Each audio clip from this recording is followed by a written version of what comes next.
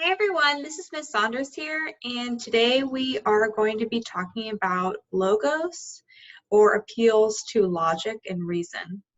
I know we've talked about this, before, but we're going to go into logos in greater depth today.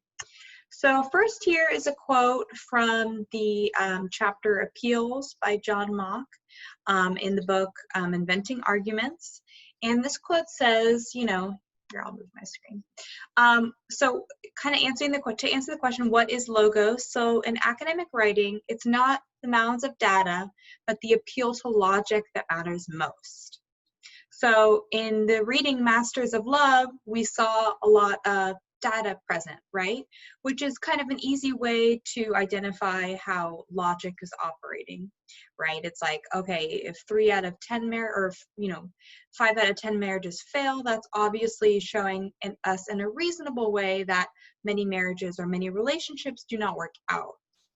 But here they're making the distinction with logos is not only kind of mounds of data, these numbers or stats we're seeing, but the general appeal to reason within a text. So I'll continue reading from the quote. In fact, without a logical framework, statistics and facts can mean nothing or anything. And I'll just pause there and say that we see this on social media a lot, right? Statistics and facts kind of warped to mean whatever the user wants them to mean. Okay, continuing to read. Writers use an appeal to logic whenever they think through an idea or walk down an intellectual path. So the point, that I'm making here, and the reason why I wanted to talk about this quote in a little bit more depth, is that logos is present not only in these kind of like microscopic stats, or perhaps in a sentence that, contains an appeal to reason, but logos is kind of, it's present in the macro structure of a text, because logos used successfully is, in a sense, the logic of the entire argument operating successfully. So, when I talk about the logic of a argument operating successfully, I'm talking about the line of reason that pushes behind an argument. Do the points made by paragraph of the author, do they lead naturally to one another? There are no gaps between them, no logical fallacies, etc. So here's a little bit more about that. And here I'm going to read from the PowerPoint. But logical appeals are often indirect.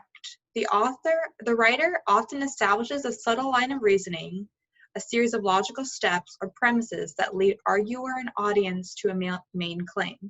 If the path is well crafted, with few missteps or gaps between premises, the readers follow along and become more accepting of the overall argument. So, logos, again, I'll reiterate, while it can be, contained in a single sentence, or at a single instance in a paragraph, you'll also want to think about logos in terms of the line of reasoning that pushes through a text and whether or not it kind of reasonably appeals to the reader, that line of reasoning, the entire argument. So I just wanted to take here and note that this line of reasoning can kind of be underneath the surface. So the line of reasoning is often harder to detect. It works quietly behind the progression of supporting ideas. And, sometimes you'll see authors saying, my first point and my second point and my third point. And you yourself might want to try, using these kind of, transition words in your papers. But sometimes the author is a little bit quieter in how they are pushing a claim and how that claim kind of develops as the text moves on. So there is usually a line of reasoning in every persuasive text. However, I will say that obviously some of them are successful and some are unsuccessful. So it's usually there. It's just a matter of whether or not it's working well or it's not working well. So when analyzing logos, you'll want to consider direct appeals to reason, as well as a line of reasoning that invisibly or invisibly undergirds a text. That line of reasoning can be either effective or ineffective.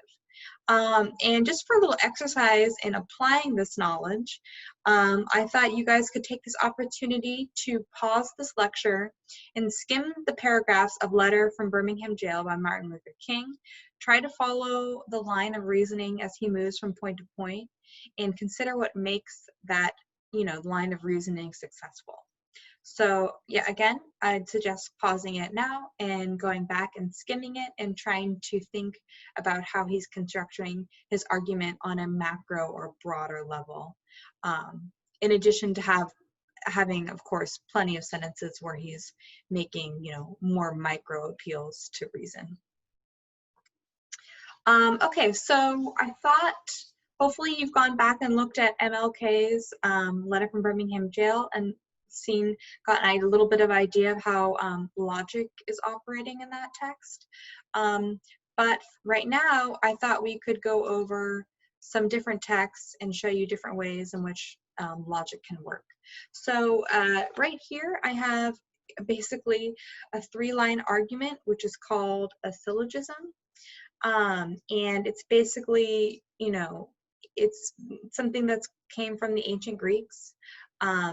And it is, all right, we're back to the brief break there. So a syllogism is a 3-line argument, kind of a logical argument that applies deductive reasoning to arrive at a conclusion that's based on 2 or more propositions that are asserted or assumed to be true. So just pause on that. So basically we'll see, let's say all men are mortal, that's point A. Then we see Socrates is a man, that's point B, which leads us logically to point C. Therefore, Socrates is a mortal. And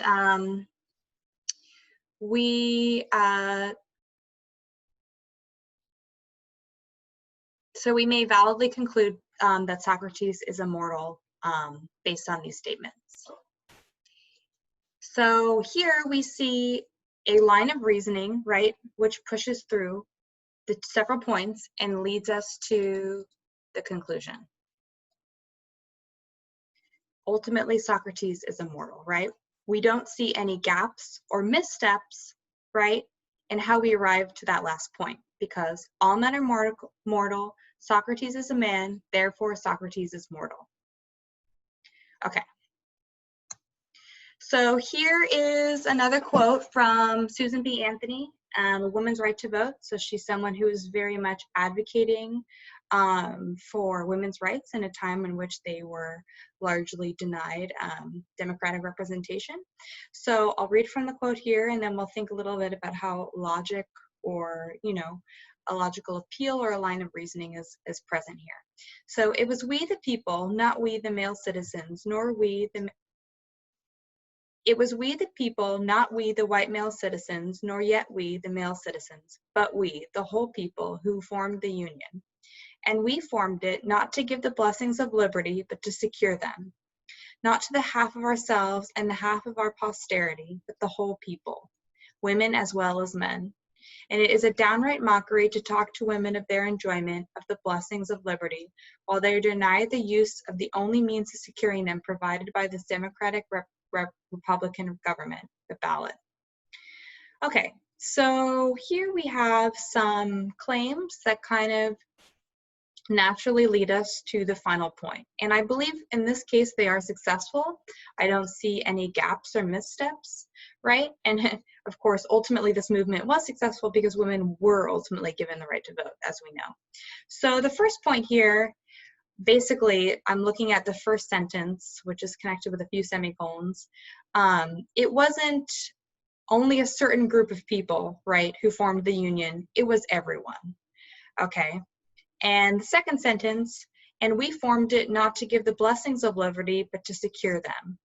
And we didn't give them to part of our group of people or to part of our future, but to everyone. And that, of course, includes women as well as men. Okay, that's the second point. And then we see, it is a downright mockery to talk to women of their enjoyment of the blessings of liberty when they are denied the use of the only means of securing them provided by this democratic Republican government, the ballot. So basically they're saying that if we all formed the union together and that we formed it but to secure liberty for everyone, then we are denying women that liberty by denying them the opportunity to vote. So we see here that an example of how a one point leads to the next, right? The logic connecting these points is successful. There's no gaps or missteps or logical fallacies, as we'll also talk about in a different lecture. And it leads us to the main point, and it makes sense. Okay, so there we have another example of logos as operating successfully. Okay, so here we have another example of logos, and this is from Barack Obama's State of the Union speech in 2015. So I'll read from it here. Tonight we turn the page. Tonight, after a breakthrough year for America, our economy is growing and creating jobs at the fastest pace since 1999. Our employment rate is now lower than it was before the financial crisis. More of our kids are graduating than ever before. More of our people are insured than ever before. And we are as free from the grip of foreign oil as we've been in almost 30 years. So interestingly, kind of we see maybe the sentence that could suggest the main point comes here at the beginning. But tonight we turn the page. And then he goes on to list a number of kind of like facts, I guess, or points about how as a country we're on the upsurge. We're coming out of whatever, I guess, unfortunate circumstances as a result of the 2008 financial crisis.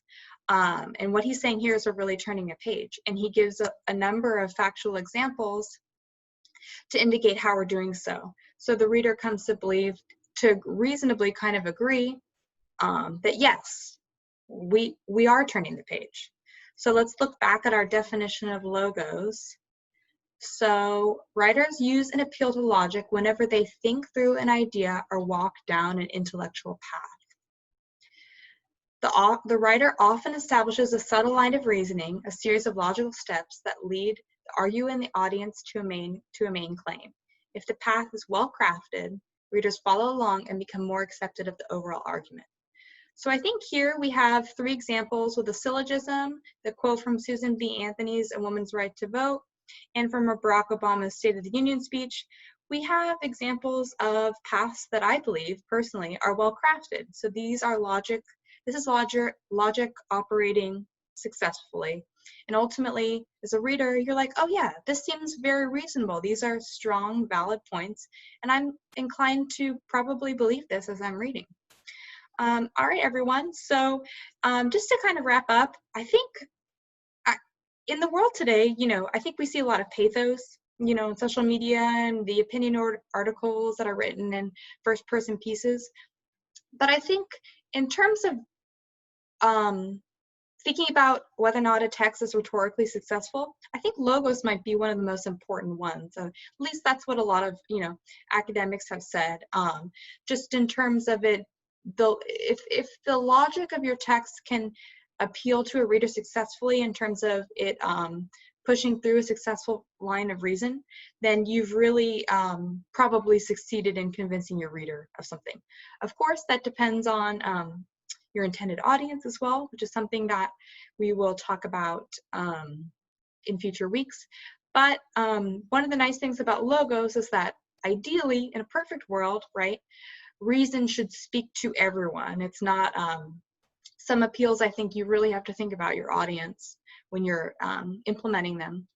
But logos ideally should work across the board. Although it's kind of interesting to think about these things. And I really, truly do wonder what Aristotle would have said scrolling through social media and scrolling through my Twitter feed. I wonder what he would have to say about these rhetorical appeals in the modern context. But if you guys have anything to say about that too, then you're welcome to kind of explore these topics in your paper through your rhetorical analyses. All right, everyone. Hopefully this was helpful in helping you guys understand the rhetorical appeals a little bit better, specifically logic.